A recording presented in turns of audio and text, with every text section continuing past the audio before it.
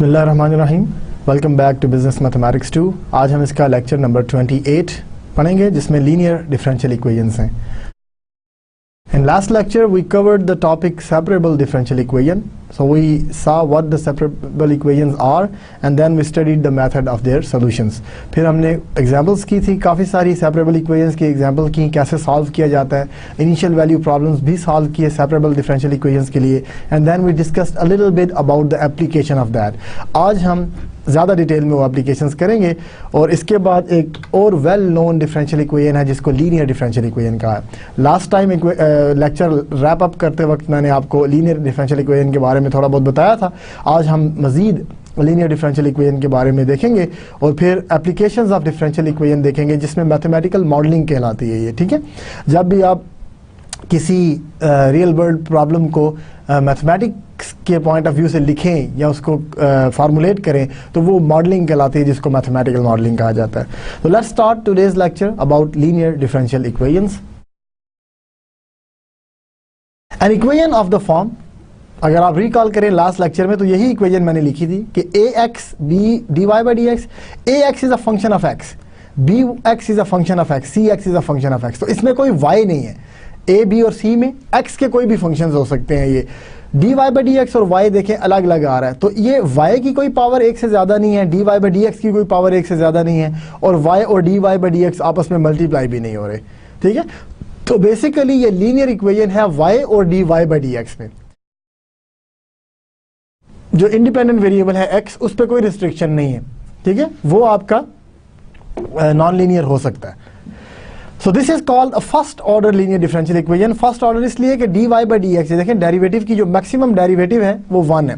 तो first order because the highest derivative appearing in the equation is of order 1। तो हम first order से ऊपर गए ही नहीं। हमने जब पहले भी डिफरेंशियल इक्वेशंस पढ़ी थी तो फर्स्ट ऑर्डर की पढ़ी थी, फिर ये सेपरेबल इक्वेशन लास्ट लेक्चर में जो पढ़ी वो भी फर्स्ट ऑर्डर की है और लीनियर डिफरेंशियल इक्वेशन भी फर्स्ट ऑर्डर की, ठीक है।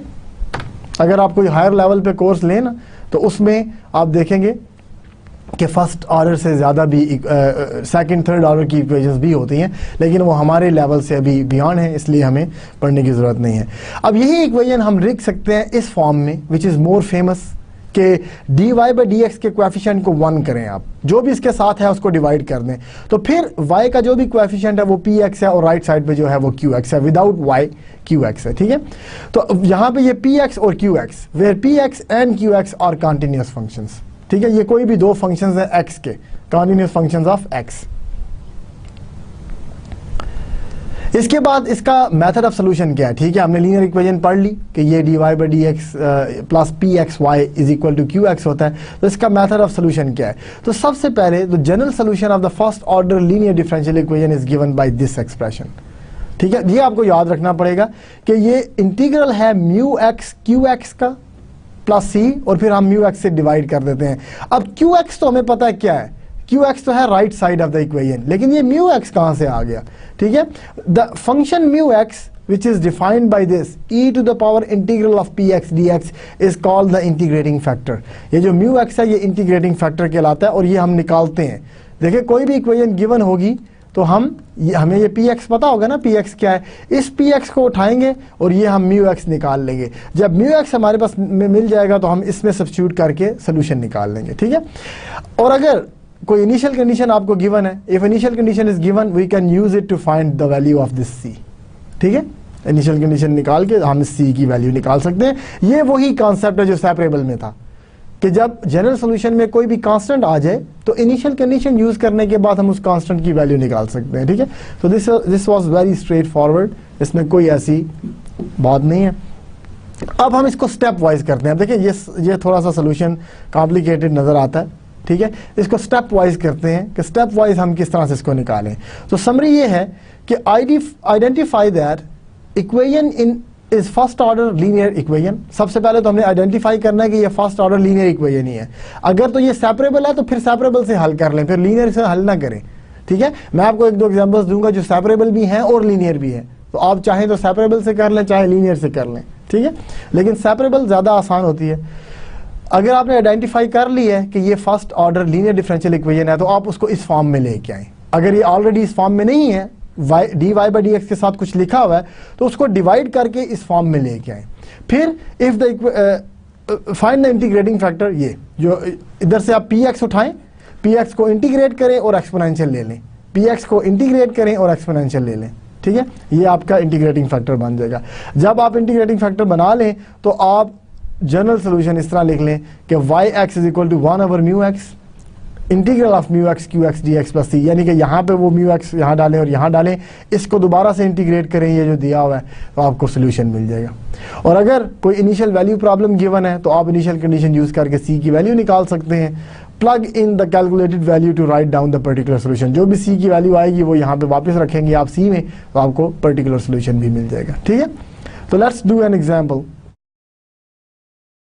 ठीक है, ये एग्जाम्पल आपको गिवन है, ठीक है। dy by dx is equal to -1/x y equal to 2x square. अब क्या आपको ये लगता है कि नहीं लीनियर इक्वेशन है, ठीक है, लीनियर है, y और dy by dx लीनियर है। अब ये इस फॉर्म में है, ये भी ठीक है, इस फॉर्म में भी है, ये स्टैंडर्ड फॉर्म में है, dy by dx का कोएफिशिएंट 1 है, y के साथ कोई फंक्शन है और राइट साइड पे भी कोई फंक्शन है, तो जो y के साथ फंक्शन है वो px है, तो px है -1/x, ठीक है, नेगेटिव साथ रखना है आपने, -1/x, और qx जो है वो राइट साइड पे विच इज 2x स्क्वायर। अब हमने इंटीग्रेटिंग फैक्टर निकालना है, ठीक है, तो इंटीग्रेटिंग फैक्टर क्या होगा, इंटीग्रेटिंग फैक्टर निकाल लेते हैं। Now the integrating factor is μx which is e to the power integral of px dx, ठीक है, ये आ गया, which is e to the power integral of px, क्या है, px था -1/x, तो ये डालने इधर -1/x dx, नेगेटिव तो कांस्टेंट है, बाहर आ जाएगा, और 1/x का क्या डेरिवेटिव इंटीग्रल होता है, log ऑफ x। अब अगर ये माइनस साइन ना हो यहाँ पे तो हम e और log को कैंसिल कर सकते हैं, तो माइनस साइन तो -1 है ना, आपके पास एक फार्मूला होता है log का जिससे ये कांस्टेंट को ऊपर पावर में लेके जा सकते हैं, ठीक है, तो आप इसको ऐसे लिख सकते हैं e टू द log और x टू द पावर -1, ठीक है, ये जो हमने फार्मूला यूज किया वो ये है, और log ऑफ x। अगर r कोई कांस्टेंट बाहर मौजूद है ना तो आप r को x की पावर में ले जाएं, ये r जो है ये x की पावर में चला जाता है इधर, ठीक है, तो ये चला गया। अब e और log कैंसिल करें तो ये आ गया x टू द पावर -1, तो which is 1/x, so this is the integrating factor, ठीक है।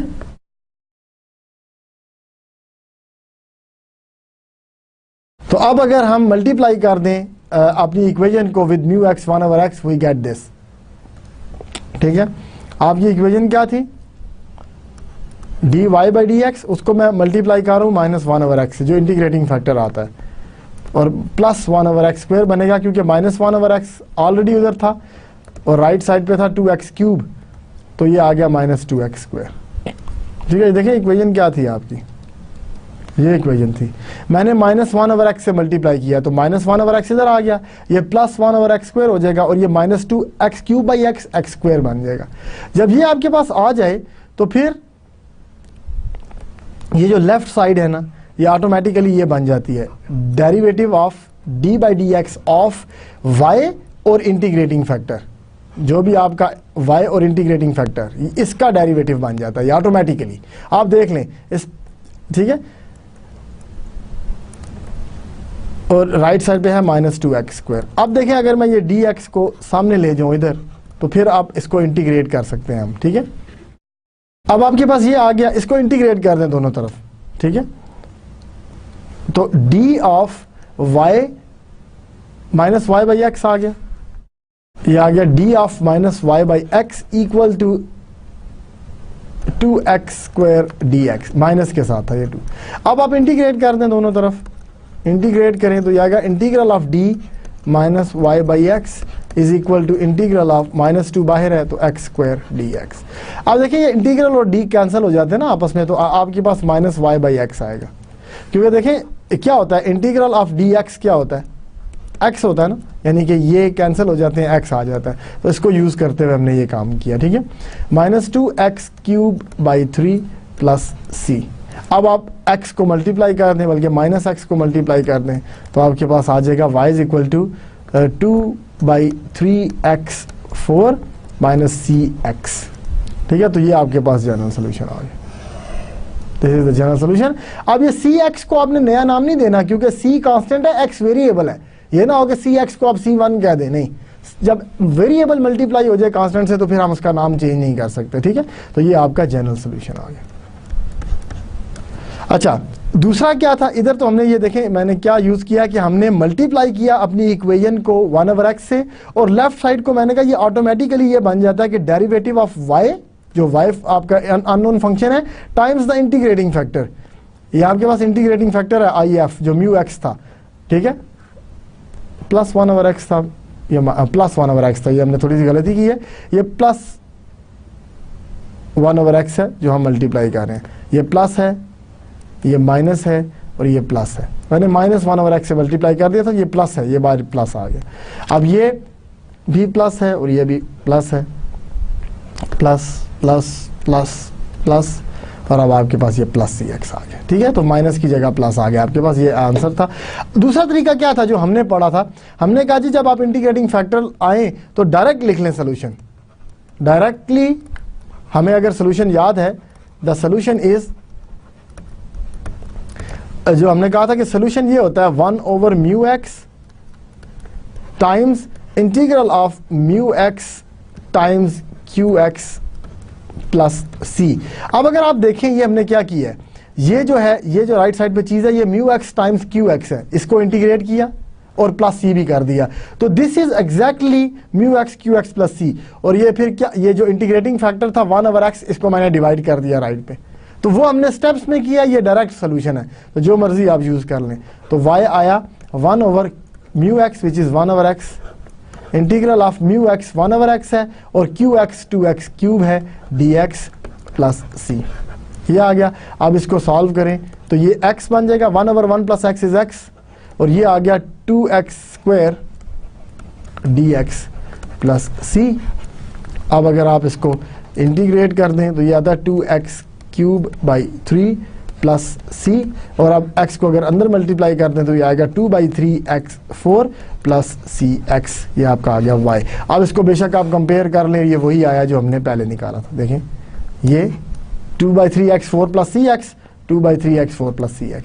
तो जो तरीका आपको आसान लगता है आप वो कर लें, डायरेक्ट सोल्यूशन लिख लें इंटीग्रेटिंग फैक्टर निकाल के, या मल्टीप्लाई करके लेफ्ट साइड को derivative of y times integrating factor लिखें और इंटीग्रेट कर दें दोनों तरफ, तब भी आपके पास यही सोल्यूशन आएगा, ठीक है। एक और एग्जांपल है, ये देखते हैं, लीनियर इक्वेशन है लीनियर कि नहीं। देखें dy/dx अकेला है, इसके साथ कोई फंक्शन ऑफ x है, फिर y अकेला है, इसके साथ फंक्शन ऑफ x है, और राइट पे भी फंक्शन ऑफ x है, दिस इज लीनियर, ठीक है। तो रिकॉग्नाइज कर लिया हमने, this is a first order. अब फर्स्ट ऑर्डर ना भी लिखें तो खैर है, क्योंकि हम पहली फर्स्ट ऑर्डर रहे हैं तो ऑटोमेटिकली हमने फर्स्ट ऑर्डर ही कंसीडर करना है। This is a first order linear differential equation, तो इंपॉर्टेंट ये है लीनियर। अब इसको स्टैंडर्ड फॉर्म में लिखें, पहले right it in standard form. Standard form में कैसे लिखेंगे कि y के dy/dx के साथ जो भी है इसको डिवाइड कर दें, ठीक है। तो डिवाइड करें तो आपके पास आएगा dy/dx plus 4x minus 1 square, और डिवाइड कर दिया हमने x माइनस 1 क्यूब से, इसके साथ y आ गया equal to x plus 1 over x minus 1 cube, ये आ गया, ठीक है। अब देखिए यहाँ से ये कैंसिल हो गया, 2 कैंसिल हो गए, 1 पावर बच गई, तो जो आपके पास इक्वेशन आई वो आई dy/dx equal to 4/x minus 1 not equal to plus 4/x minus 1 y equal to x plus 1/x minus 1 cube. अब ये है ना स्टैंडर्ड फॉर्म में, ठीक है। अगर इसको मैं कंपेयर करूं, comparing with that standard form जो हमारे पास होती है dy/dx plus pxy plus equal to qx, अगर इसके साथ मैं कंपेयर करूं, we have px equal to, px क्या है, y का कोएफिशिएंट, ये y का कोएफिशिएंट py है, दिस इज 4/x माइनस 1, और qx क्या है जो राइट साइड पे है, तो qx क्या है, x plus 1/x minus 1 cube. अब हम इंटीग्रेटिंग फैक्टर निकालेंगे, लीनियर है तो इंटीग्रेटिंग फैक्टर निकालें, जिसको हम कहते हैं μx। μx है e to the power integral of px dx, तो px क्या था, 4/x माइनस 1 dx। 4 कांस्टेंट है, बाहर चला गया, x minus one d x. अब देखिए x माइनस वन का डेरिवेटिव 1 मौजूद है तो log ऑफ दिस थिंग आ जाएगा, log of x minus one आ गया। अब हमें ये 4 नहीं चाहिए ना, तो 4 को पावर में भेज दें, इधर पावर में भेजेंगे तो ये आएगा e to the power log x minus one to the power 4। अब log और e कैंसिल हो जाएंगे, कैंसिल हो गए तो आपके पास आया x minus one to the power 4। तो ये इंटीग्रेटिंग फैक्टर आ गया म्यू एक्स। अब अगर सोल्यूशन लिखें, therefore the solution, the general solution of given differential equation is, क्या आएगा, हमें याद है कि ये होता है 1 over mu x times integral of, ये म्यू एक्स ये पूरी चीज से मल्टीप्लाई होता है इसलिए ब्रैकेट डालते हैं, mu X Q x D x और प्लस सी। ठीक है, अब हम इधर अगर म्यू एक्स रखें, म्यू एक्स क्या आया है 1 over x minus one to the power 4, यही आया ना, देखें x minus one to the power 4, तो ये म्यू एक्स है। Integral of mu x which is x minus one to the power 4, Q x क्या था, क्यू एक्स था x plus one over x minus one cube, ये Q x था D X plus सी। ठीक है, ये देखें क्यू एक्स ये था ना, x plus one over x minus one cube. ठीक है, अब आप इसको कैंसिल आउट करें, देखें ये एक पावर रह जाएगी, ये तीनों कैंसिल हो जाएंगे। तो अब अगर आप इसको सिंप्लीफाई करें, x minus one to the power 4, ये आया integral of x minus one और x प्लस वन मल्टीप्लाई होकर आपको देंगे x स्क्वायर माइनस वन, ये बन गया। तो देखिए इंटीग्रेशन बड़ी सिंपल हो गई जब हमने सॉल्व किया। तो अब आप इसको इंटीग्रेट कर दें, ये तो बाहर है, इसको नहीं इंटीग्रेट करना, इंटीग्रेशन सिर्फ इसकी करनी है। तो ये है x cube by 3 minus x और प्लस सी आ गया। तो ये इसको आप अंदर अगर मल्टीप्लाई करना चाहें तो मल्टीप्लाई कर दें, आपको सोल्यूशन मिल जाएगा। ठीक है, ये आपके पास जनरल सोल्यूशन आ गया। ठीक है, तो जनरल सोल्यूशन आ गया। अब इसमें सॉल्व नहीं करना पड़ता y के लिए, क्योंकि y डायरेक्टली सॉल्व हुआ है इन टर्म्स ऑफ x। ठीक है जी, तो ये आपके पास सोल्यूशन आ गया। ठीक है, तो सोल्यूशन अगर आप मल्टीप्लाई करके देखें, अगर सिंप्लीफाई करें तो ठीक है, वैसे वो सिंप्लीफाइड काफ़ी था। ठीक है, इफ सिंप्लीफाई करें हम फर्दर तो क्या आएगा, y इज इक्वल टू वो जो x माइनस वन 4 है वो अंदर मल्टीप्लाई बेशक कर दें। वैसे तो मेरा नहीं ख्याल कि इसको मजीद सिंप्लीफाई करना चाहिए, लेकिन 3 एलसीएम है, एलसीएम ले लें, x cube minus 3x plus c divided by 3 आ जाएगा और x minus one to the power 4 है। इस तरह भी लिख सकते हैं। ठीक है, ये भी ठीक था, ये भी आपका जनरल सोल्यूशन ठीक था, तो ये भी ठीक है, जो आप मर्जी लिखना चाहें लिख सकते हैं। ठीक है, इसमें हमें इनिशियल कंडीशन नहीं गिवन थी, लिहाजा यही हमारा जनरल सोल्यूशन है। ठीक है, अगर इनिशियल कंडीशन गिवन होती तो हम उसको यूज करके इसकी सी की वैल्यू भी निकाल लेते। अगर इनिशियल कंडीशन नहीं गिवन तो यही हमारा जनरल सोल्यूशन है विद आर्बिट्ररी कांस्टेंट। ठीक है, और जो दूसरा, ये तो हमने डायरेक्ट कर लिया। दूसरा हमने क्या किया था कि अगर आप दूसरा काम करें, एक ये तरीका होता है कि डायरेक्ट लिख लें, या इंटीग्रेटिंग फैक्टर के बाद ये जो हमने काम किया ना, ये इंटीग्रेटिंग फैक्टर निकाला जब, इसके बाद अगर आप ये डायरेक्ट आपको याद नहीं रहता, ठीक है, कि ये डायरेक्ट ये क्या था, अगर ये आप भूल गए हैं तो आप क्या करते हैं, मल्टीप्लाई करते हैं इंटीग्रेटिंग फैक्टर को, multiply mu x on both sides of the equation, जो आपकी इक्वेशन गिवन है ना उसकी दोनों तरफ मल्टीप्लाई करते हैं ऑफ डिफरेंशियल इक्वेशन। ठीक है, जो इस फॉर्म में है, इस फॉर्म में जो हमने की है, ओरिजिनल डिफरेंशियल इक्वेशन को नहीं, इस फॉर्म में जो है ये फॉर्म, इसको दोनों तरफ x minus one to the power 4 से मल्टीप्लाई कर दें। ठीक है, x minus one to the power 4 d y by D x आया, प्लस ये था 4 ओवर x माइनस वन, तो इसका मतलब है आपके पास 4x माइनस वन क्यूब आ गया, एक कैंसिल हो गया ना y, और राइट पे आपके पास x plus one over cube था, तो इसका मतलब है एक बच जाएगा x माइनस वन। अब ये जो है मैंने कहा कि ये ऑटोमेटिकली बन जाता है D by D x of, automatically ये बनता है y टाइम्स इंटीग्रेटिंग फैक्टर, जो भी आपका इंटीग्रेटिंग फैक्टर था x minus one to the power 4, automatically ये बन जाता है। ठीक है, y अननोन आता है और ये इंटीग्रेटिंग फैक्टर, ये ऑटोमेटिकली ये बन जाता है दोनों दूसरी तरफ, और ये आया x स्क्वायर माइनस वन। अब अगर आप विद रिस्पेक्ट टू x इसको उधर ले जाएं, ठीक है, ये कर लें। अब अगर आप इंटीग्रेट कर देंगे तो क्या आएगा कि integral of y times integrating factor, ठीक है, और d था, d of that thing is equal to integral of x square minus one d x. अब ये फिर इंटीग्रल और डी कैंसिल हो गए, तो y टाइम्स इंटीग्रेटिंग फैक्टर आ गया आपके पास, और इक्वल टू ये आया x cube by 3 minus x plus c. अब ये इंटीग्रेटिंग फैक्टर डिवाइड कर दें तो 1 over x minus 1/4 times x cube by 3 minus x plus C.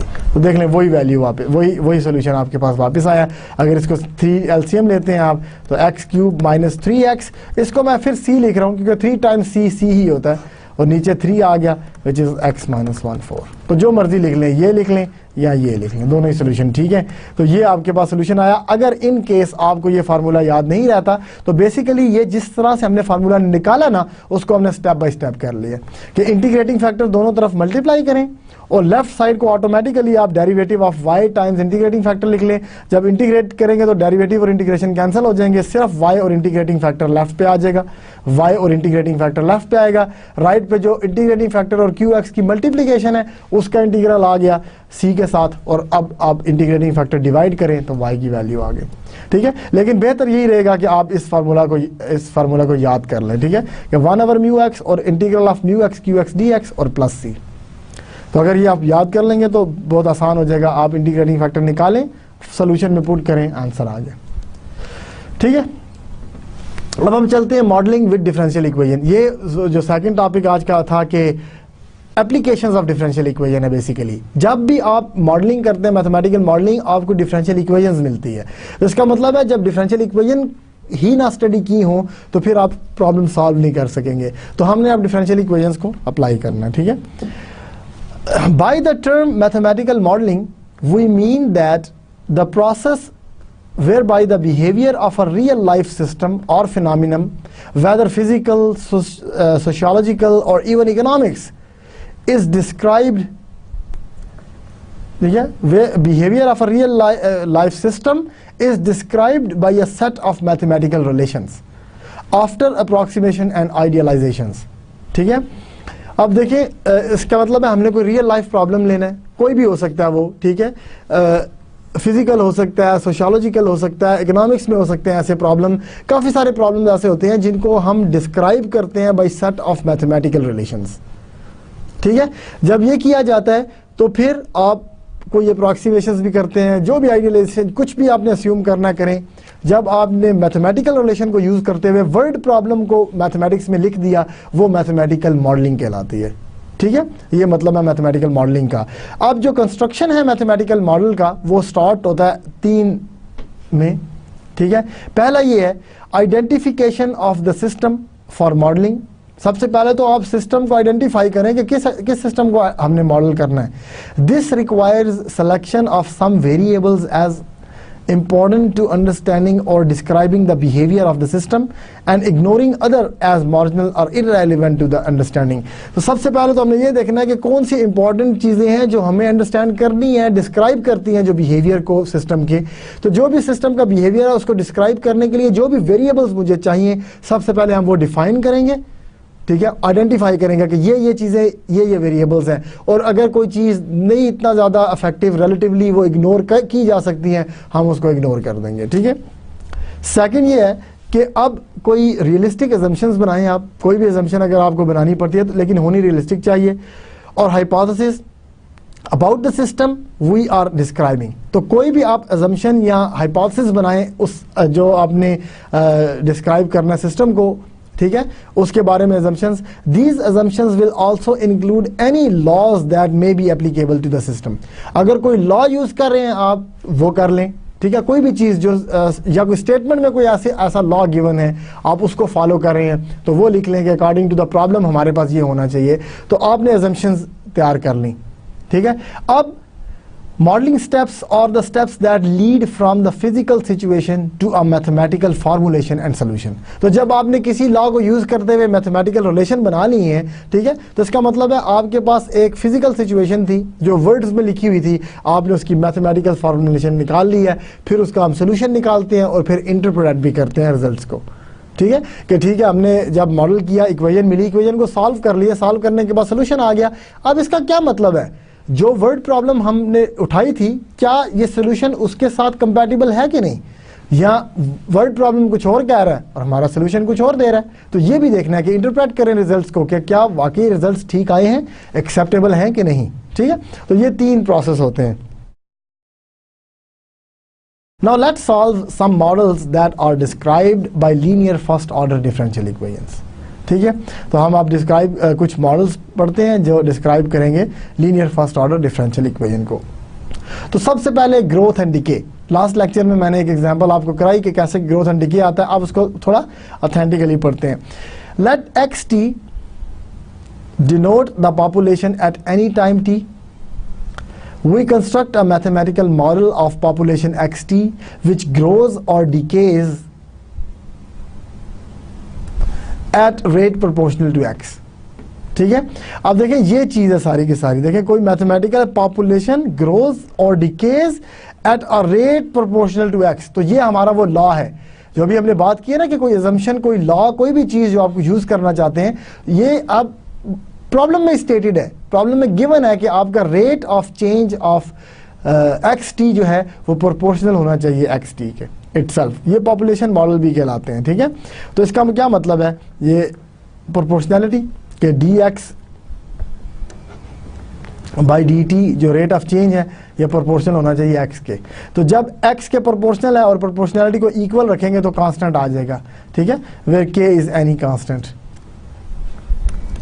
where k is a constant जो कि constant of proportionality भी कहलाता है, constant of proportionality। ठीक है जी, so this is your model। अब हमने क्या करना है, सॉल्व करते हैं इस डिफरेंशियल इक्वेशन को। सबसे पहले dx by D T is equal to k x आपको गिवन है। क्या ये सेपरेबल है कि नहीं, सेपरेबल है ना, राइट साइड में सिर्फ x है, x को डिवाइड करते हैं सेपरेबल हो गए। ठीक है, तो हमने क्या किया कि x को नीचे ले आए, x से डिवाइड किया, ये नीचे आ गया, 1/x बन गया। ठीक है, और ये dt जो है वो सामने ले गए तो dt इधर आ गया। तो क्या है आपके पास 1/x dx which is this and k times dt which is this. तो वेरिएबल सेपरेट हो गए। ठीक है, यहाँ पे इस स्टेप में हमने वेरिएबल्स को सेपरेट कर दिया। ठीक है, अब अगर हम इसको इंटीग्रेट कर दें तो हमारे पास ये आएगा। देखिए integration of 1/x is log of x और integration of k is just kt plus c। अब ये log c लिखें या c लिखें, इट्स योर चॉइस। log इसलिए लिखा कि ये log और ये log कैंसिल हो जाएंगे। ठीक है, लेकिन अगर आप log c ना भी लिखें, ठीक है, ये देखें kt को हमने पहले e टू द के टी लिखा फिर log लिख लिया, क्योंकि log और e कैंसिल हो जाते हैं तो हमारे पास के टी ही बचेगा। तो हमने सारी टर्म्स log में लिख दी, ये भी log, ये भी log और ये log ऑफ c, क्योंकि c भी कांस्टेंट है और log ऑफ c भी कांस्टेंट है, तो इसलिए आप कुछ भी लिख सकते हैं। अगर नहीं लिखेंगे तो बाद में हमें कैंसिल करना पड़ जाएगा, तो दैट्स फाइन, कैंसिल कर सकते हैं हम बाद में भी। ठीक है, अब देखें ये प्रोडक्ट है log of a plus log of b, इसको log of a times b लिख सकते हैं कि आप एक log में ले जाएं इसको। अब क्या होगा कि लेफ्ट वाला जो log है ये log दोनों कैंसिल हो जाएंगे अब। ठीक है, तो आपके पास क्या आया, ये देखें log of x is equal to log of c e k t जो मैंने लिखा, और फिर क्या किया आपने log और log कैंसिल कर दिए तो x c e to the के टी। तो equation 2 is the solution of that equation. ठीक है, जो इक्वेशन थी आपके पास ओरिजिनल, उसका ये सोल्यूशन आ गया। ठीक है, अब देखें k पे डिपेंड करता है कि क्या ये ग्रोथ दे रहा है, या k अगर पॉजिटिव है तो ये ग्रोथ देगा, k नेगेटिव है तो डीके देगा। तो c से हम शुरू हो रहे हैं, देखें c से, k पॉजिटिव है तो ये एक्सपोनेंशियली ऊपर जाएगा, ये k पॉजिटिव के लिए। ठीक है, और अगर ये c है आपके पास और k नेगेटिव है तो ये डीके करेगा, तो ये जा रहा है इस तरह से, तो ये k नेगेटिव के लिए आ गया। This is growth and this is decay. ठीक है, C कैन बी obtained। अब C जो है वो कांस्टेंट है, आर्बिट्ररी कांस्टेंट है। This is an arbitrary constant and can be determined by using initial condition. अगर कोई इनिशियल कंडीशन गिवन है तो हम उसको यूज करके C की वैल्यू निकाल लेंगे। And value of K changes from problem to problem, क्योंकि K तो K है ना, ये तो ओरिजिनल इक्वेशन से आ रहा है। देखें ये तो ओरिजिनल इक्वेशन से आया था हमारे पास, ये जो इक्वेशन थी, ठीक है, यहां से आया था K।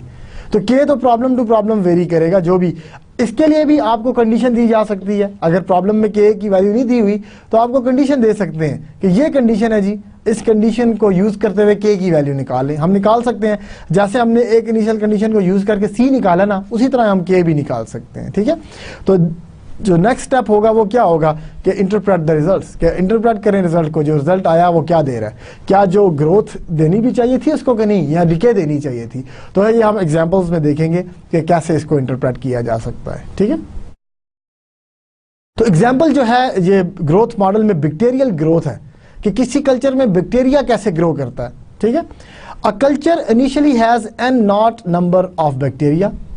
ठीक है, एग्जाम्पल बैक्टीरियल ग्रोथ की देखते हैं। A culture initially has an not number of bacteria.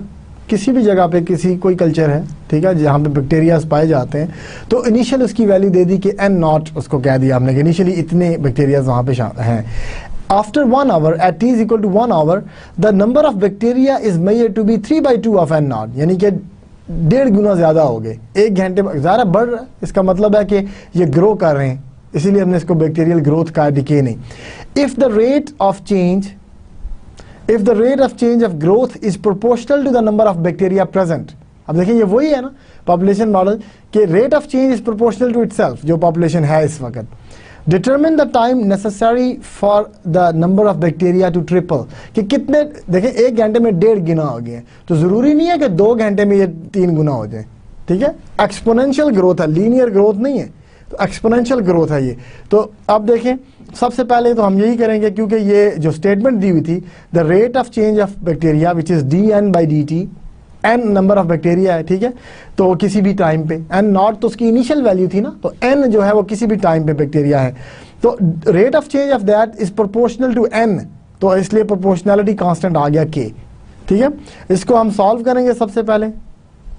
तो कंडीशन जो हमें गिवन है वो यही है, subject to n0 is equal to n not. ठीक है, कि जब टाइम शुरू हुआ था तो हमारा कल्चर जो था वो n नॉट थे उसमें bacterias. Then we use the empirical condition to determine the constant of proportionality k। ठीक है, now equation 1 is both separable and linear. ठीक है, अब देखें सेपरेबल तो थी, अगर आप उसको देखें यहाँ पे ये सेपरेबल है, n को नीचे डिवाइड कर दें सेपरेट हो जाएगा, लेकिन अगर इसको मैं लेफ्ट साइड पे ले जाऊं तो ये लीनियर भी बनेगी। ठीक है, अब आज का लेक्चर हमारा लीनियर था ना, तो इसलिए मैंने लीनियर बना दिया इसको instead of solving by separable. लेकिन आपको तो कोई नहीं है, अगर आपको क्वेश्चन गिवन है आप इसको सेपरेबल से भी सॉल्व कर सकते हैं। n को नीचे ले आए, एक दफ़ा हमने सॉल्व करके देखा है इसको, आप इंटीग्रेशन लें, आपके पास ce⁻ आंसर आ जाएगा। लेकिन लीनियर है, लीनियर कैसे है देखें, n का डेरिवेटिव है प्लस n की कोई टर्म है और equal to function of x है जो कि 0 है। ठीक है, तो इसमें px क्या आएगा, ये px है माइनस k, लिहाजा आपका जो इंटीग्रेटिंग फैक्टर है वो क्या आएगा, we can see by inspection that the integrating factor is e⁻k। ये कैसे आया, मैं आपको निकाल के दे देता हूँ। तो देखिए इंटीग्रेटिंग फैक्टर जो होता है वो क्या आता है, e⁻ इंटीग्रल ऑफ px, तो p तो सिर्फ -k है तो dt, और kx नहीं होगा अब क्योंकि डेरिवेटिव रिस्पेक्ट टू टाइम है ना, तो टाइम से इंटीग्रेट करेंगे, तो ये आ गया e⁻k और डेरिवेटिव सिर्फ इंटीग्रल सिर्फ t आ गया। तो देखें फैक्टर इज e⁻kt। ठीक है, ये आपके पास इंटीग्रेटिंग फैक्टर आ गया। अब हम क्या करते हैं कि इस इक्वेशन को मल्टीप्लाई करते हैं e⁻kt से। जब मल्टीप्लाई करते हैं तो लेफ्ट साइड डेरिवेटिव बन जाता है n का और e⁻kt का, और राइट साइड पे तो 0 ही रहेगा। अब अगर आप इसको इंटीग्रेट कर दें, integrating we get n e⁻kt is equal to constant, और n क्या आ गया e⁻kt, राइट साइड पे मल्टीप्लाई कर दें तो ये आ गया। ठीक है, अब अगर जो दूसरा था ना हमारे पास, जो लीनियर इक्वेशन का दूसरा मेथड है, अगर उससे मैं करूं तो μx मेरे पास जो इंटीग्रेटिंग फैक्टर है वो आया e⁻kt, यही आया ना। ठीक है, ये इंटीग्रेटिंग फैक्टर आया। तो देयरफॉर द सॉल्यूशन, अगर मैं डायरेक्ट सॉल्यूशन लिख लूं y, तो वो था 1/μx μx times qx dx plus c। ये हमने फार्मूला डायरेक्ट पढ़ा। अब डायरेक्ट फार्मूला करने से क्या आएगा, इंटीग्रेटिंग फैक्टर ये है -kt, इंटीग्रेटिंग फैक्टर फिर -kt है, qx 0 था, dx plus c। Right side of equation 0 थी ना, तो qx 0 आ गया। इसको ऊपर ले जाएं तो ये प्लस kt आ जाएगा, इधर ये सारा ही 0 हो गया, 0 dx हो गया प्लस c।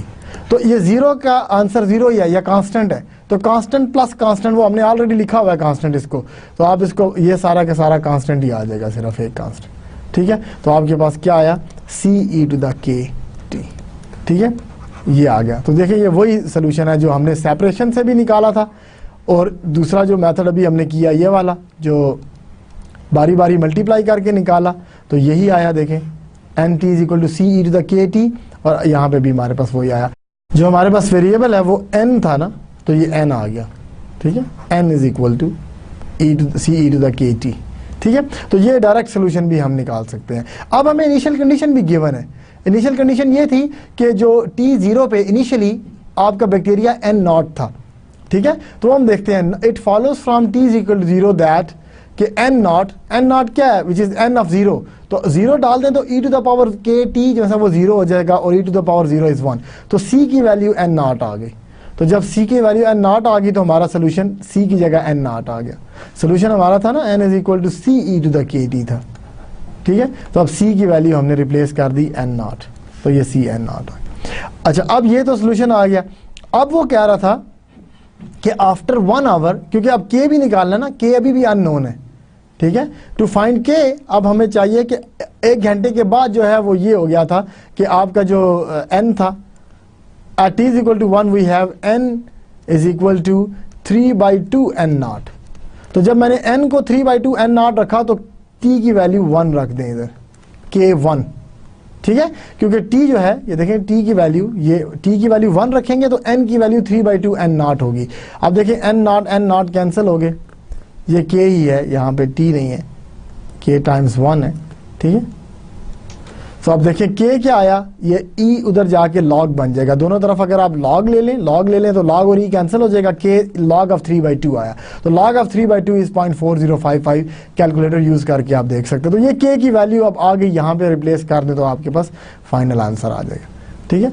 दस n t is equal to n not e to the power k T, तो k की वैल्यू हमने ये निकाली हुई है, ठीक है। So this is your solution, ठीक है। अब क्वेश्चन क्या था, ये तो आपके पास सब कुछ आ गया, एन नॉट भी आ गया, 0.45, अब कोई अननोन नहीं रहा आपके पास। क्वेश्चन ये था कि कितना टाइम लगेगा पॉपुलेशन को ट्रिपल होने में, ठीक है। तो आप देखें, to find the time at which the bacteria have tripled we solve this, ठीक है, क्योंकि ये कहाँ से आया कि एन एट टी, कि मुझे चाहिए कि किस टाइम के ऊपर आपकी पॉपुलेशन ट्रिपल हो जाएगी, 3n नॉट हो जाएगी। तो 3n नॉट किसके इक्वल आएगा, एन टी के, तो एन टी तो ये था जो ऊपर हमने रखा हुआ है, यहां से अब हम टी की वैल्यू निकाल लेंगे, ठीक है। इसमें से हमने अब टी की वैल्यू निकालनी है कि टी क्या है।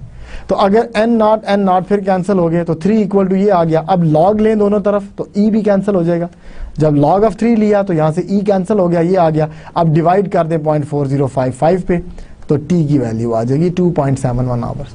तो अप्रॉक्सीमेटली 2.71 आवर्स के बाद आपकी पॉपुलेशन ट्रिपल हो जाएगी। देखें 1 घंटे में हुई थी 1.5 गुना, तो 2 घंटे में ये 3 गुना नहीं हुई, ठीक है। इसको 2 घंटे और 0.71 ऑफ एन आवर जितना भी बनता है आपका 45 मिनट तकरीबन, ठीक है, 40-45 मिनट बनते हैं, तो इतने 2.71 आवर्स लगेंगे इसको ट्रिपल होने में।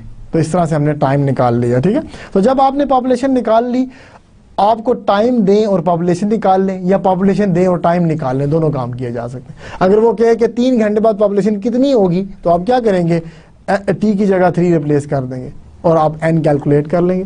टी की जगह 3 रख के एन कैलकुलेट करें तो 3 घंटे बाद जितनी पॉपुलेशन है वो आ जाएगी। टी 10 दे दे, एन ऑफ 10 क्या आएगा कि 10 घंटे बाद कितनी पॉपुलेशन है, ठीक है। इस तरह से आप इसको सॉल्व कर सकते हैं। तो ये एक एग्जांपल थी, एप्लीकेशन थी मैथमेटिकल मॉडलिंग की, कि कैसे हमने स्टेटमेंट को यूज करते हुए एक डिफरेंशियल इक्वेशन बनाई और फिर डिफरेंशियल इक्वेशन को सॉल्व किया। और आपके पास अब देखिए जो इंटरप्रिटेशन है रिजल्ट्स की, उसका क्या मतलब है, ठीक है।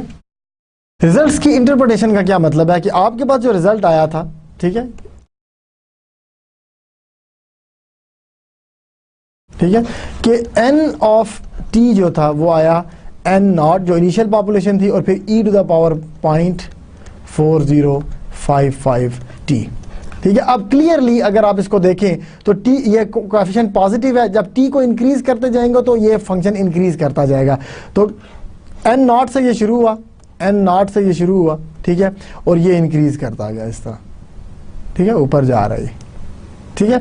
अब ये ऊपर जा रहा है क्योंकि के पॉजिटिव था। इसका मतलब है 0 पे एन नॉट था, 1 आवर के बाद वो 3/2 बना, ठीक है, 1.5 बन गया, डबल नहीं बना, 1.5 बन गया, ठीक है। तो 1 आवर के बाद ये 1.5 गुना हो गया, एन 3/2। अब आगे कहीं भी हमने कहा कि कब ये 3 गुना हो जाएगा, एन नॉट ऊपर जाते जाएं तो क्या बनेगा, ये 2n नॉट 3n नॉट, ठीक है। हमने कहा कितना टाइम लगेगा ट्रिपल होने में इसको, तो ट्रिपल जब होने में हमने टाइम जब कैलकुलेट किया तो ये आपका, क्योंकि एक्सपोनेंशियल था, ये जा रहा था ऊपर इसी तरह, तो जब हमने ये निकाला तो आपके पास जो टाइम आया ये आया 2.71 आवर्स, ठीक है। तो ये आपका टाइम है और ये आपका बैक्टीरिया है, इस तरह से। तो इसका मतलब है एक्सपोनेंशियल ग्रोथ हमें, ठीक है ना, उसने भी यही कहा था कि bacterias are growing at the rate proportional to itself. तो यहाँ पे भी हमने देख लिया कि ये ग्रो कर रहा है एक्सपोनेंशियली, ठीक है। और फिर ये भी ग्राफ से भी देखें पता चल रहा है कि वाकई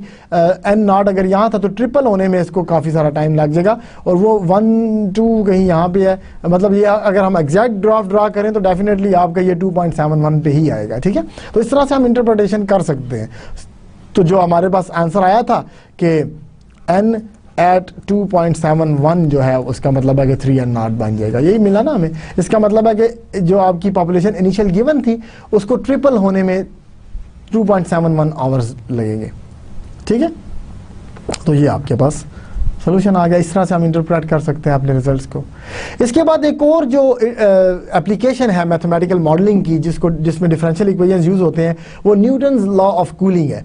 मैंने लास्ट लेक्चर के एंड पे थोड़ा सा आपको आइडिया दिया था ना कि कैसे टेम्परेचर, एक चाय का कप आप निकाल के बाहर रखते हैं तो जो करंट टेम्परेचर है रूम का वो उसको कूल डाउन करेगा, और जितना कम टेम्परेचर होगा रूम का उतनी जल्दी वो कूल डाउन होगा। इसका मतलब है कि वो डिफरेंस पे डिपेंड करता है आपका कि किस तेज़ी से आप कूल डाउन हो रहे हैं या कितना स्लो कूल डाउन हो रहे हैं। इसको न्यूटन्स लॉ ऑफ कूलिंग भी कहते हैं या वार्मिंग भी कहते हैं, वार्म के लिए भी यूज़ हो सकता है ये। न्यूटन्स लॉ ऑफ कूलिंग ये कहता है, according to Newton's empirical law of cooling, the rate at which the temperature of a body changes is proportional to the difference between the temperature of the body and the temperature of the surrounding medium, जिसको ambient temperature भी कहा जाता है। surrounding temperature का जो है temperature उसको ambient temperature भी कहा जाता है। if T represents the temperature of the body at time T and Tm is the temperature of the surrounding medium, ठीक है, तो T by dt, d capital T by d small t will be the rate of temperature, the rate at which the temperature changes, ठीक है। Then Newton's law of cooling translates into the mathematical statement this कि rate of change of temperature is proportional to the difference between the temperature and the temperature of the surrounding medium। यही है ना, देखें, the temperature rate of change of temperature is proportional to the difference between the temperature of the body and the surrounding medium। तो temperature of the body and the surrounding medium का difference ये आ गया, इस rate से change होगा। अब proportionality को जब इक्वल रखें तो k आ जाएगा, where k is the constant of proportionality, ठीक है। in either case cooling or warming, if Tm is a constant it stands to reason that k is negative, ठीक है। अगर k नेगेटिव हम फिक्स कर देते हैं तो फिर यही है ना कि अगर T जो है वो T सराउंडिंग मीडियम से ज़्यादा है तो कूलिंग हो रही है, अगर T सराउंडिंग मीडियम से कम है तो वार्मिंग हो रही है। तो K इसमें पॉजिटिव ही हमने रखना है, इसमें K नेगेटिव पॉजिटिव वाला काम नहीं करना हमने, क्योंकि वो इस डिफरेंस पे डिपेंड करेगा। K पॉजिटिव रखना है, इस डिफरेंस पे डिपेंड करेगा। अगर बॉडी का टेम्परेचर मीडियम की टेम्परेचर से ज़्यादा था तो ये कूलिंग हो रही है, अगर बॉडी का टेम्परेचर सराउंडिंग के टेम्परेचर से कम था तो अब वार्मिंग हो रही है। देखिए ना, एक ठंडा ग्लास सही ठंडा फ्रिज से निकाल के आप एक रूम टेम्परेचर में रखें तो क्या होगा, वो गर्म होता जाएगा, ठीक है। ठंडी चीज़ अगर आप ज़्यादा टेम्परेचर में रख देंगे तो वार्मिंग होगी, वार्मिंग का प्रोसेस होगा। अगर गर्म चीज़ ठंडी टेम्परेचर पे रख देंगे तो कूलिंग का प्रोसेस शुरू हो जाएगा, ठीक है। तो ये डिपेंड करता है टेम्परेचर ऑफ द बॉडी और सराउंडिंग मीडियम पे, K पे डिपेंड नहीं करता। तो K हमेशा हम पॉजिटिव ही रखेंगे इस न्यूटन्स लॉ ऑफ कूलिंग में, ठीक है। तो एग्जाम्पल देखते हैं कूलिंग ऑफ अ केक। जैसे मैंने आपको कहा कि चाय का कप अगर आप बाहर रखते हैं तो उस कूल डाउन होगा, तो केक भी कूल डाउन हो सकता है। केक आपने ओवन से निकाला, अभी भी बना के बाहर रखा, तो जितनी देर गुजरती जाएगी वो कूल डाउन होता जाएगा। ठीक है, तो एग्जाम्पल क्या, स्टेटमेंट क्या है एग्जाम्पल की, when a cake is removed from an oven its temperature is measured at 300 Fahrenheit. जब ये तैयार हुआ, ज़ाहिर ओवन में वो पक रहा है, तो डेफिनेटली इसका टेम्परेचर बहुत ज़्यादा होगा, तो 300 फ़ारेनहाइट पे इसका टेम्परेचर चला गया। 3 minutes later it's temperature is 200 Fahrenheit. तो ज़ाहिर है अब वो कूल डाउन हो, और क्योंकि बहुत ज़्यादा टेम्परेचर है ना केक का, और सराउंडिंग मीडियम का टेम्परेचर तो बहुत कम होगा, कोई 60, 70, 80 फ़ारेनहाइट पे होगा, इससे ज़्यादा तो नहीं होगा, तो वो बहुत स्पीड से कूलिंग शुरू हो जाएगी। तो सिर्फ 3 मिनट्स में उसका टेम्परेचर 300 से 200 पे आ गया।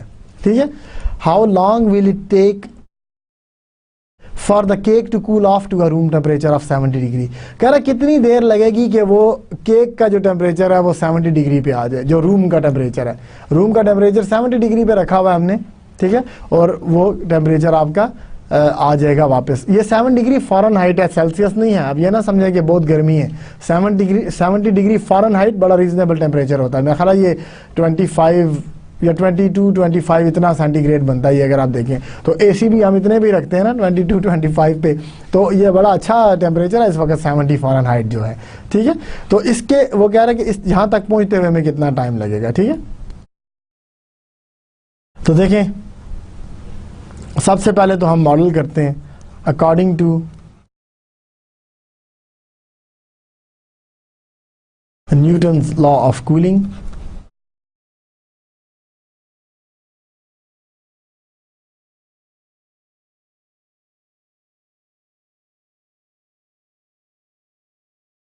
आपके पास dt by dt should be equal to k times t minus tm। ये according to Newton's law of cooling मैंने इक्वेशन लिख ली, where t is a function of small t is the temperature of cake। Cake cool down हो रहा है ना, तो उसका टेम्परेचर है एट एनी टाइम t, किसी भी टाइम के ऊपर जो टेम्परेचर है इसका वो कैपिटल T है। ठीक है, फिर जो Tm है ये surrounding temperature, and Tm is temperature of surrounding medium, और वो क्या है, रूम में रखा है ना हमने, temperature of the room which is, और ये हमें गिवन है, which is 70 degree Fahrenheit. So therefore क्या है हमारे पास कि Tm जो है ये हमारे पास 70 आ गया, तो Tm की वैल्यू दे दी। सो हेंस आपके पास जो इक्वेशन बनी वो क्या बनी, देयरफॉर dt बाई dt जो है वो k टाइम्स t माइनस 70 आ गया। ठीक है, t माइनस 70, और दो कंडीशंस भी हैं, सब्जेक्ट टू, 2 कंडीशंस भी दी हुई हैं हमें। सब्जेक्ट टू एक ये दिया था कि टेम्परेचर इनिशियली जो था जब हमने केक बाहर निकाला, when time was 0 the temperature was 300 Fahrenheit, और 3 मिनट्स लेटर इसका टेम्परेचर 200 हो गया। ठीक है, यहाँ पे आप ये भी लिख सकते हैं eight any time t is in minutes, t is in minutes. इसकी जो है वो, क्योंकि मिनट्स का जिक्र हुआ ना क्वेश्चन में कि 3 मिनट्स लेटर, तो फिर t को मिनट्स में रखें, आवर्स में ना रखें। ठीक है, तो इसलिए यहाँ पे 3 रख दिया हमने कि 3 का मतलब 3 मिनट्स। अब हमने सॉल्व करना है इसको चाहें तो आप लीनियर इक्वेशन लिख लें, चाहें तो सेपरेबल, क्योंकि हमने आज लीनियर इक्वेशंस का टॉपिक पढ़ा है, तो इसको मैं लीनियर इक्वेशन से सॉल्व कर लेता हूँ, या दोनों तरीकों से सॉल्व कर लेते हैं। ठीक है,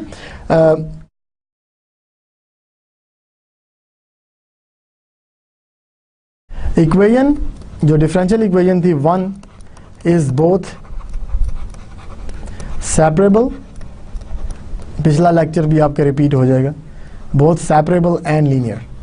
ये लीनियर भी है, सेपरेबल भी है, तो हम इसको दोनों तरीकों से सॉल्व कर लेते हैं। तो can solve by any method, तो किसी भी मेथड से इसको सॉल्व कर लें, चाहे तो लीनियर से कर लें, चाहे तो सेपरेबल से। तो हम दोनों से कर लेते हैं। फर्स्ट मेथड, आपने दोनों से नहीं करना, जब आपको गिवन होगा कोई तो एक चॉइस है आपके पास, जो मर्जी कर लें, सेपरेबल से कर लें। फर्स्ट है कि सेपरेबल से करते हैं, सेपरेबल इक्वेशन से। ठीक है, सेपरेबल से करें तो D T by D T is equal to K times T minus 70। तो ये जो है ये सारा डिवाइड कर दें लेफ्ट साइड पे, तो 1/t-70 डी टी आ गया, और के इधर बचा था तो ये डी टी को सामने ले जाएंगे, नीचे वाला जो डी टी है ये सामने चला जाएगा। ठीक है, इसको उधर ले जाएं, इसको इधर ले आए, तो ये आ गया आपके पास। ठीक है, अब आप इंटीग्रेट सेपरेट हो गए ना वेरिएबल्स सेपरेटेड, वेरिएबल सेपरेट हो गए तो इंटीग्रेट कर दें आप, तो integration yields integral of 1/t-70 dt equal to integral of k dt। तो अब देखिए t-70 का डेरिवेटिव है 1 और 1 मौजूद है, तो जब भी नीचे वाले फंक्शन का ऊपर डेरिवेटिव मौजूद हो तो नेचुरल लॉग आ जाता है नीचे वाले फंक्शन का, इक्वल टू ये क्या है k t प्लस c। ठीक है, C1 कह दें इसको, ताकि हम जब एक्सपोनेंशियल लेंगे तो उसको C कह देंगे। तो अब ये t-70 जो है ये आ गया e to the power kt times e to the power C1, तो इसको अब आप C कह दें। ठीक है, ठीक है, इसे हमने C कह दिया। अब अगर हम इसका सोल्यूशन लिखना चाहें तो t is equal to 70 plus C e to the kt, तो t equal to 70 plus C e to the kt। अच्छा, यहां से आप एक और रीजन दे सकते हैं कि देखें ये तो एब्सोल्यूट वैल्यू थी ना, ये एब्सोल्यूट वैल्यू थी, आपने लॉग उधर लेके गए, तो अब ये आपने एब्सोल्यूट वैल्यू क्यों खत्म कर दिया है? देखिए जब हमने केक बाहर निकाला ना तो टेम्परेचर जो था वो 300 पे था, 300 से कूल होते होते वो 70 तक ही आएगा, उससे नीचे नहीं जाएगा, तो ये ऑलवेज पॉजिटिव है, t-70 इज ऑलवेज पॉजिटिव। ठीक है, तो जब ये पॉजिटिव है तो एब्सोल्यूट वैल्यू ले या ना ले एक ही बात है, तो इसलिए हम इसको रिमूव कर सकते हैं। ठीक है, तो इसको t-70 लिख लें, इसलिए 70 में दूसरी तरफ ले गया, तो ये जनरल सोल्यूशन है। अब हम वो कंडीशन यूज करेंगे। ठीक है, नाउ t एट 0 इज 300। ठीक है, so this implies that t को 300 रखें और स्मॉल t को 0,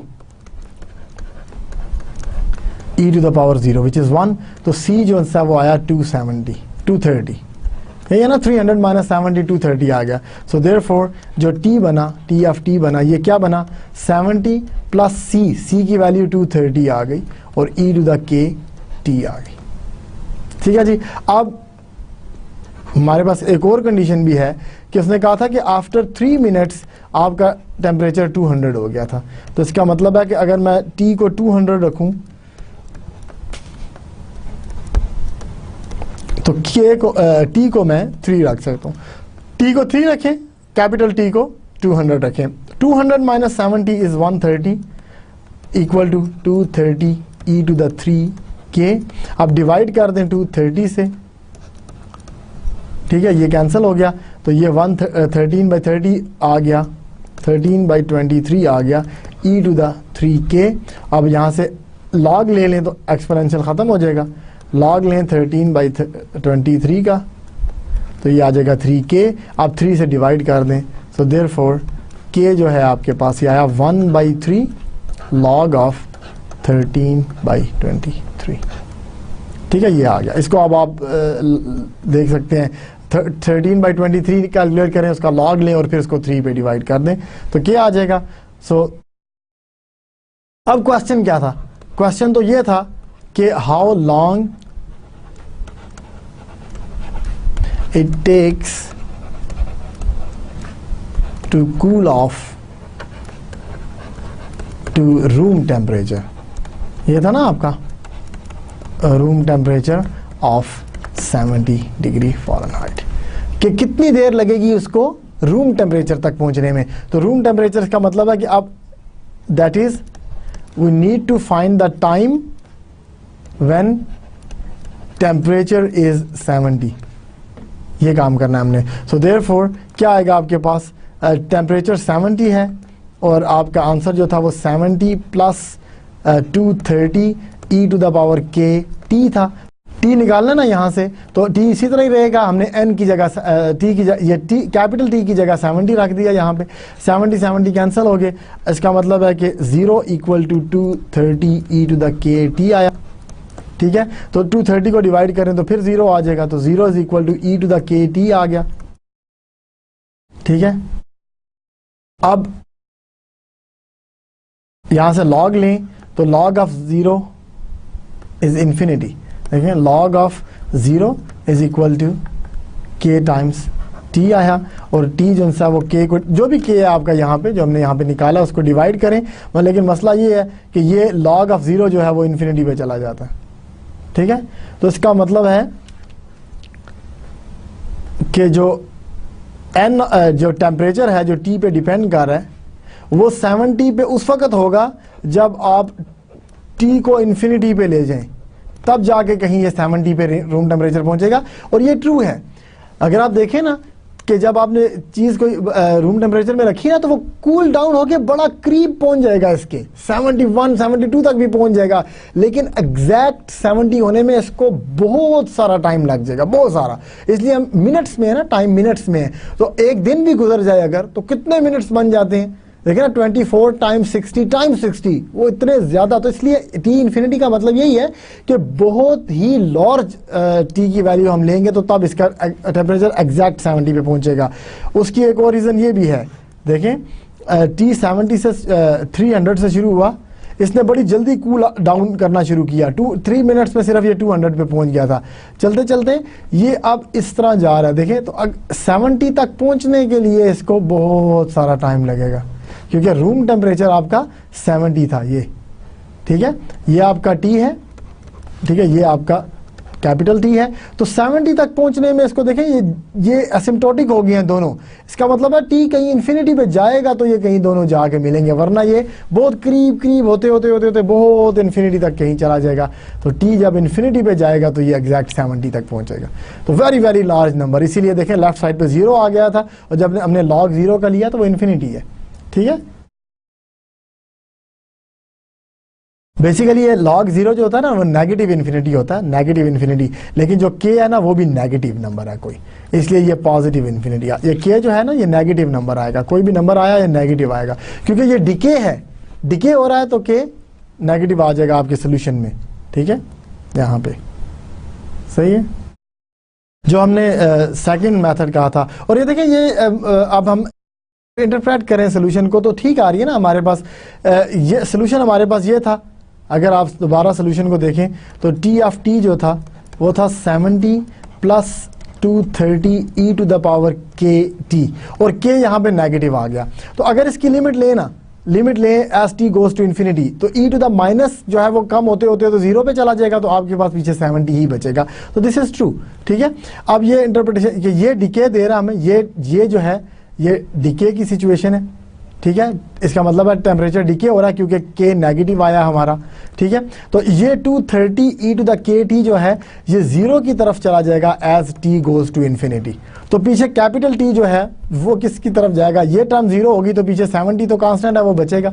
इसका मतलब है t goes to 70 as small t goes to infinity. तो इसलिए ये चीज़ जो हमें यहाँ से मिली थी इसका मतलब है कि ये ट्रू है। अगर इंटरप्रेट करें आप अपने रिजल्ट को तो ये हमारे पास ट्रू है सिचुएशन, ठीक है। तो this is what we have. दूसरा मेथड मैंने आपको कहा था कि अगर हम इसको लीनियर से करें, कि लीनियर मेथड से इसका सोल्यूशन निकालें, तो वो कैसे निकलेगा। सेपरेबल से तो हमने निकाल लिया, लीनियर से भी आगे की कहानी वही है, सिर्फ सोल्यूशन तक की बात कर रहे हैं हम, कि अगर इसको लीनियर पढ़ें तो dt बाई dt, ठीक है, is equal to kt minus 70 था, तो kt माइनस 70 kt को इधर ले आए तो dt by dt minus kt, dt by dt minus kt is equal to minus 70k, ठीक है। ये आ गया। आप देखें लीनियर है, this is linear with px is equal to minus k and qx is equal to minus 70k, ठीक है। देखिए माइनस 70k। आप इंटीग्रेटिंग फैक्टर निकाल लें, इंटीग्रेटिंग फैक्टर है e to the power minus pk, तो माइनस k dt, तो ये आ गया e to the power minus kt।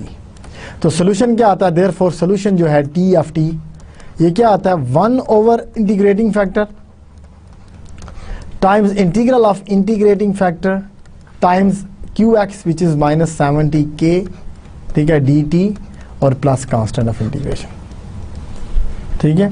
इसको अगर सॉल्व करें ये बनेगा -70k, तो सिंपली कांस्टेंट है, ठीक है। और इसकी जो इंटीग्रेशन आएगी वो क्या आएगी, e टू द माइनस के टी डिवाइडेड बाई माइनस के प्लस सी, ठीक है। तो अब यहाँ से आगे चलें तो ये k और k कैंसिल हो गया, माइनस माइनस प्लस 70 हो गया, और देखिए ये भी कैंसिल हो गया। जब इसको अंदर मल्टीप्लाई करेंगे e पावर माइनस के टी इससे कैंसिल हो जाएगा। So t of t equal to 1 over e to the minus के टी, ठीक है। अंदर 70 रह गया था और e टू द माइनस के टी बचा था और प्लस सी।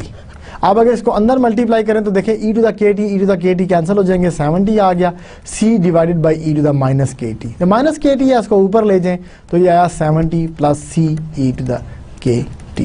तो देखिए लीनियर इक्वेशन से भी वही सोल्यूशन आया जो हमने सेपरेबल से निकाला था। सेपरेबल से यही निकाला था ना हमने, जो सेपरेबल इक्वेशन यूज करके हमने निकाला था, तो यही सोल्यूशन निकला था। उसके बाद जो कंडीशंस यूज करनी है वो तो सेम है दोनों के लिए। हमने सोल्यूशन तक के लिए कहा था कि जो गिवन इक्वेशन है उसको अगर सेपरेबल माना जाए तो इस तरह से सोल्यूशन निकालें और यहाँ तक पहुँच जाएं। इसके बाद तो वही यूज कर सकते हैं ना हम, यूज t0 इक्वल टू 300, उसमें कोई सेपरेबल या लीनियर वाला काम नहीं है। इनिशियल कंडीशन जो बाउंड्री कंडीशन यूज करनी है वो तो हम यूज करते हैं, use this to find C and K। तो ये हम निकाल C और K निकाल सकते हैं by using t0 equal to 300, t of 3 equal to 200। अगर आप कंपेयर करना चाहें तो देख लें बेशक। ये देखें, ये सेपरेबल इक्वेशन यूज करके हमने ये सोल्यूशन निकाला था। ये देख लें, ये क्या है, t 70 plus c to the kt, और ये मैंने अब लीनियर इक्वेशन यूज करके निकाला है। तो आप चाहें अगर आपकी इक्वेशन सेपरेबल भी है और लीनियर भी है तो जो मेथड आपको आसान लगता है आप उसको यूज करें और सोल्यूशन निकाल लें। सोल्यूशन ठीक होना चाहिए, इंपॉर्टेंट बात ये है, ठीक है। तो इसलिए ये आपके अब बुक में तो है नहीं लीनियर और सेपरेबल इक्वेशंस, तो जो मैं आपको होमवर्क सेट दूंगा इस टॉपिक में से, तो आप उसमें से जितने भी प्रॉब्लम मैं देता हूँ आपको, वो अगर आप सॉल्व कर लेते हैं तो काफ़ी प्रैक्टिस हो जाएगी। या आप डिफरेंशियल इक्वेशन की कोई बुक उठा के देखें जिसमें सेपरेबल और लीनियर इक्वेशन की टॉपिक्स हैं, उनकी एक्सरसाइज में से कोई भी प्रॉब्लम कर लें।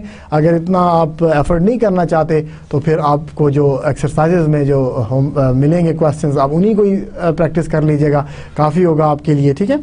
तो आज हमने लीनियर इक्वेशंस पढ़ी, तो लीनियर को हम dy by D X plus P X Y is equal to Q X की फॉर्म में, अगर कोई भी इक्वेशन हो वो लीनियर इक्वेशन कहलाती है। जो उसका मेथड ऑफ सोल्यूशन है वो ये है कि आप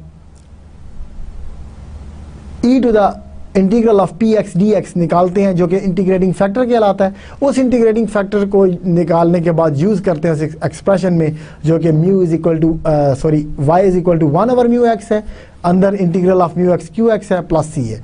उस सोल्यूशन में जो आपको फॉर्म ऑफ सोल्यूशन गिवन है उसमें म्यू एक्स रखते हैं और दोबारा से इंटीग्रेट करके सिंप्लीफाई करके सोल्यूशन निकाल लेते हैं, ठीक है।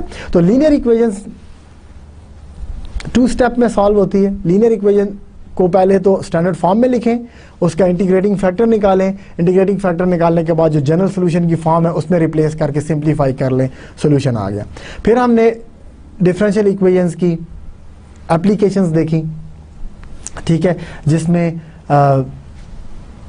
Population model growth and decay देखा जिसमें रेट प्रोपोर्शनल टू होता है गिवन वैल्यू के, और वो उसका हमने एक बैक्टीरियल ग्रोथ की एग्जांपल देखी। फिर न्यूटन्स लॉ ऑफ कूलिंग एक और मैथमेटिकल मॉडलिंग की एग्जांपल है जिसमें हमें डिफरेंशियल इक्वेशंस मिलती हैं जो कि rate of change of temperature था, वो प्रोपोर्शनल था difference between the temperature of the body and the surrounding temperature. उसको यूज़ करते हुए हमने कूलिंग ऑफ अ केक जो है उसकी एग्जांपल देखी, ठीक है, जिसका आंसर जिसको हमने 2 तरीके से सॉल्व किया, सेपरेबल भी और लीनियर भी। तो आज हमने कवर किया टॉपिक्स लीनियर डिफरेंशियल इक्वेशन का, और फिर एप्लीकेशन ऑफ डिफरेंशियल इक्वेशंस देखी जिसमें मैथमेटिकल मॉडलिंग थी, ठीक है। तो इसके साथ ही हमारा डिफरेंशियल इक्वेशन का टॉपिक खत्म हुआ। सेपरेबल डिफरेंशियल इक्वेशन भी पढ़ी हमने, लीनियर भी पढ़ी, उनकी एप्लीकेशंस भी देखी, किस तरह से मॉडल की जाती हैं इक्वेशंस और फिर उनको सॉल्व करके उनके सोल्यूशंस को इंटरप्रेट कैसे किया जाता है, ये सारी डिटेल्स थी। और ये भी आपके इंटीग्रेशंस की एप्लीकेशंस थी, इसलिए हमने इस चैप्टर के फ़ौरन बाद इस टॉपिक को देख लिया। हमारा इंटीग्रल कैलकुलस का टॉपिक ख़त्म हुआ, ठीक है। 2 लेक्चर्स पहले हमने चैप्टर 19 कवर कर लिया था, उसके बाद ये 2 आउट ऑफ द बुक हमने टॉपिक्स पढ़े। इसके बाद इंटीग्रेशन कैलकुलस का टॉपिक ख़त्म हो गया है। हम दोबारा डिफ्रेंशिएशन की तरफ चलेंगे, लेकिन अब डिफ्रेंशिएशन उन फंक्शंस के लिए करनी है जिनकी एक से ज़्यादा इंडिपेंडेंट वेरिएबल्स हैं, ठीक है। ऐसे फंक्शंस को फंक्शंस ऑफ सेवरल वेरिएबल कहा जाता है, जिसमें फंक्शन एक से ज़्यादा वेरिएबल्स पे डिपेंड करे।